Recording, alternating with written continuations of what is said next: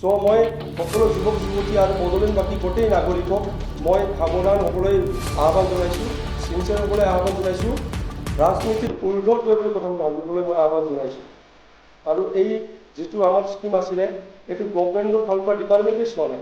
সেইটো চোৱাৰ কাৰণে 5জন যুৱ নেতাক, যিটো যুৱ নেতা বুলি BPF-এ এইটো ঢোল বজাই আছে, তেওঁলোকক দায়িত্ব দিছিলে। কোকৰাঝাৰত দিছিলে প্ৰহ্লাদ ব্ৰহ্ম বুলি এজনক, যিজনক BPF-এ মানে হেৰি কৰি থৈছিলে, ওলাই দিছিলে পাৰ্টিৰ পৰা। মহামান্য আমাৰ যিজন ৰাষ্ট্ৰপতি, দেশৰ আমাৰ গৌৰৱ APJ আব্দুল কালাম আৰু অটল বিহাৰী বাজপেয়ী, নৰেন্দ্ৰ মোদীক হিজৰা বুলি এবাৰ তেখেতে খুব বেয়াকৈ কথা কৈছিলে, সেইকাৰণে তেখেতক বয়কট কৰিছিলে পাৰ্টিৰ পৰা। আৰু সেইজন যুৱ নেতাক আনি পেলাই কোকৰাঝাৰ ডিষ্ট্ৰিক্টৰ দায়িত্ব দিছে। কোকৰাঝাৰ ডিষ্ট্ৰিক্টৰ প্ৰত্যেকজন নাগৰিকে ভোটাৰে তেখেতক সুধিব লাগে, এই যুৱকসকলক, যুৱক যুৱতীসকলক দিব লগা 2 লাখৰ প্ৰপত্ৰখন কিয় নিদিলে, প্ৰচিডিউৰটো কি আছিলে সেইটো। চিৰাং ডিষ্ট্ৰিক্টত দিছিলে কাষ্টম বসুমতাৰী বুলি, তেখেত গোলাঘাটৰ নহয়, যেতিয়া বড়োলেণ্ডৰ কাম কৰি আছে BPF-ৰ হৈ পেলাই। তেখেতক চিৰাং ডিষ্ট্ৰিক্টৰ প্ৰত্যেকগৰাকী ভোটাৰে সুধিব লাগে 2 লাখৰ যুৱক যুৱতীসকলৰ প্ৰপত্ৰ যিটো হয় সেইটো কিয় দেখা নাপালে, ক্ৰাইটেৰিয়া কি আছিলে, লাষ্ট ডেট কেতিয়া আছিলে এপ্লাই কৰাটো সুধিব লাগে। আপোনাৰ বাক্সাত আমাৰ ৰাজু বৰা নামৰ এজন আছে, তেখেতৰ কিমানখিনি হেৰি আছিলে মই নাজানো। তাৰপিছত আছিলে আমাৰ ওদালগুৰিত আছিলে কামাল আজাদ বুলি এজন, তেখেতক ওদালগুৰিৰ প্ৰত্যেকজন নাগৰিকে সুধিব লাগে প্ৰপত্ৰটো কিয় দেখা নাপালে। পোৱা নোপোৱা দূৰৰ কথা।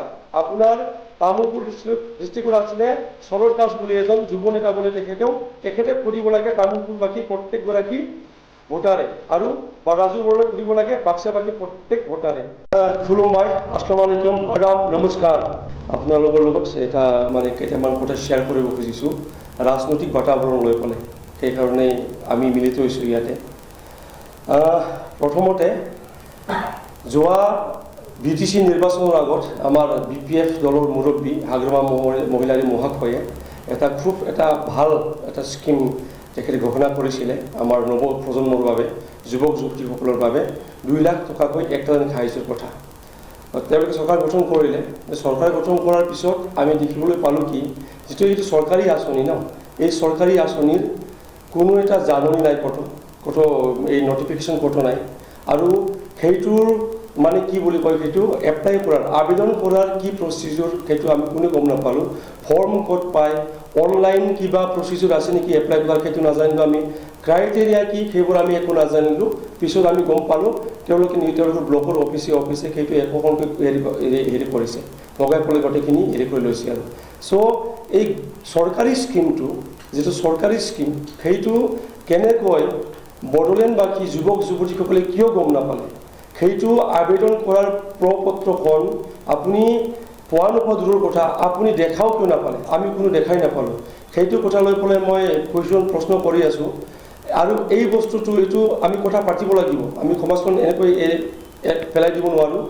মোক কিছুমানে ৰাজনৈতিক ৰং সানিব খুজি আছে, মই কিবা ইপিএল এইফালে সেইফালে বুলি, মই কোনো ৰাজনৈতিক দলৰ মই প্ৰাথমিক সদস্য নহয়। যোৱাটো কাৰ্যকালত প্ৰমোদ বড়ো মহাশয়ৰ যিটো কাৰ্যকাল আছিল 5টা বছৰত, তেওঁলোকৰ যিমানখিনি কিছু মানে কামবোৰ, বেয়া কামবোৰ, ময়ে চাগে এইটো মোৰ দৰে যুৱকৰ মই চাগে প্ৰথম নাম্বাৰত আছোঁ, যোনে ইমান তেওঁলোকক সমালোচনা কৰিছোঁ, ইমান আলোচনা কৰিছোঁ। আৰু এতিয়াও যদি এই যিটো অনৈতিক কাম হৈছে, এইটোৰ বিৰুদ্ধে যদি মই মাত নিদিওঁ, এইটো খুব এটা ইনজাষ্টিছ হ'ব, সেইকাৰণে মাত মাতিছোঁ। চ' মই সকলো যুৱক যুৱতী আৰু বড়োলেণ্ডবাসী গোটেই নাগৰিকক মই সাৱধান হ'বলৈ আহ্বান জনাইছোঁ, চিনচিয়াৰ হ'বলৈ আহ্বান জনাইছোঁ, ৰাজনীতিৰ ঊৰ্ধত গৈ পেলাই কথাবোৰ ভাবিবলৈ মই আহ্বান জনাইছোঁ। আৰু এই যিটো আমাৰ স্কিম আছিলে এইটো গভৰ্ণমেণ্টৰ ফালৰ পৰা ডিপাৰ্টমেণ্টে চোৱা নাই। সেইটো চোৱাৰ কাৰণে 5জন যুৱ নেতাক, যিটো যুৱ নেতা বুলি BPF-এ এইটো ঢোল বজাই আছে, তেওঁলোকক দায়িত্ব দিছিলে। কোকৰাঝাৰত দিছিলে প্ৰহ্লাদ ব্ৰহ্ম বুলি এজনক, যিজনক BPF-এ মানে হেৰি কৰি থৈছিলে, ওলাই দিছিলে পাৰ্টিৰ পৰা। মহামান্য আমাৰ যিজন ৰাষ্ট্ৰপতি, দেশৰ আমাৰ গৌৰৱ APJ আব্দুল কালাম আৰু অটল বিহাৰী বাজপেয়ী, নৰেন্দ্ৰ মোদীক হিজৰা বুলি এবাৰ তেখেতে খুব বেয়াকৈ কথা কৈছিলে, সেইকাৰণে তেখেতক বয়কট কৰিছিলে পাৰ্টিৰ পৰা। আৰু সেইজন যুৱ নেতাক আনি পেলাই কোকৰাঝাৰ ডিষ্ট্ৰিক্টৰ দায়িত্ব দিছে। কোকৰাঝাৰ ডিষ্ট্ৰিক্টৰ প্ৰত্যেকজন নাগৰিকে ভোটাৰে তেখেতক সুধিব লাগে, এই যুৱক যুৱতীসকলক দিব লগা 2 লাখৰ প্ৰপত্ৰখন কিয় নিদিলে, প্ৰচিডিউৰটো কি আছিলে সেইটো। চিৰাং ডিষ্ট্ৰিক্টত দিছিলে কাষ্টম বসুমতাৰী বুলি, তেখেত গোলাঘাটৰ হয়, এতিয়া বড়োলেণ্ডৰ কাম কৰি আছে BPF-ৰ হৈ পেলাই। তেখেতক চিৰাং ডিষ্ট্ৰিক্টৰ প্ৰত্যেকগৰাকী ভোটাৰে ঘূৰিব লাগে। 2 লাখৰ যুৱক যুৱতীসকলৰ প্ৰপত্ৰ যিটো হয় সেইটো কিয় দেখা নাপালে, ক্ৰাইটেৰিয়া কি আছিলে, লাষ্ট ডেট কেতিয়া আছিলে এপ্লাই কৰা, সেইবোৰ কৰিব লাগে। আপোনাৰ বাক্সাত আমাৰ ৰাজু বৰাল নামৰ এজন আছে, তেখেতৰ কিমানখিনি হেৰি আছিলে মই নাজানো। তাৰপিছত আছিলে আমাৰ ওদালগুৰিত আছিলে কামাল আজাদ বুলি এজন, তেখেতক ওদালগুৰিৰ প্ৰত্যেকজন নাগৰিকে ঘূৰিব লাগে, প্ৰপত্ৰটো কিয় দেখা নাপালে, পোৱা নোপোৱা দূৰৰ কথা। আপোনাৰ তামোলপুৰ ডিষ্ট্ৰিক্টত আছিলে শৰৎ দাস বুলি এজন যুৱ নেতা বুলি, তেখেতে ঘূৰিব লাগে তামোলপুৰবাসী প্ৰত্যেকগৰাকী ভোটাৰে, আৰু ৰাজু বড়োলে ঘূৰিব লাগে বাক্সাবাসী প্ৰত্যেক ভোটাৰে। মই এইখিনি কথাই আপোনালোকক জনাবলৈ এইটো মানে মিলিত হৈছোঁ আজি, আৰু কিবা কৰি যদি আপোনালোকে কৰিব পাৰে।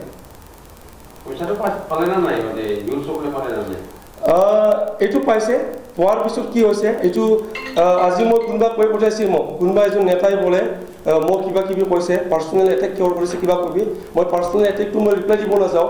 তেখেতক বোলে কিমান প্ৰমাণ লাগে, প্ৰমাণটো মই দিব নালাগে। ৰাইজ আপোনালোকে গোটেই আজিৰ পৰা ফেচবুকত আপলোড কৰা শুৰু কৰি দিয়ক, কাৰ কাৰ ঘৰত 5জন মানুহে পাইছে, ক্ৰাইটেৰিয়া কি আছে, আৰু লিগেল ইলিগেলৰ কথা কৈছে বোলে। এইটো কি কথা ইলিগেলৰ কথা আহি পৰে, য'ত স্কিমটোৰ নটিফিকেশ্যনে নাই, তাৰপিছত তাত সেইটো ইলিগেল হ'বলৈ বাকী থাকিল কি, য'ত ক্ৰাইটেৰিয়া কি মানুহে নাজানিলে তাত ইলিগেল হ'বলৈ বাকী থাকিল কি, য'ত ফৰ্মটো দেখাই নাপালে মানুহে তাত ইলিগেল হ'বলৈ বাকী থাকিল কি। চ' এইসকল যুৱ নেতা যিসকলৰ এই সাম্যক জ্ঞানখিনি নাই, তেওঁলোকে হেনো বড়োলেণ্ডখন চলাব আৰু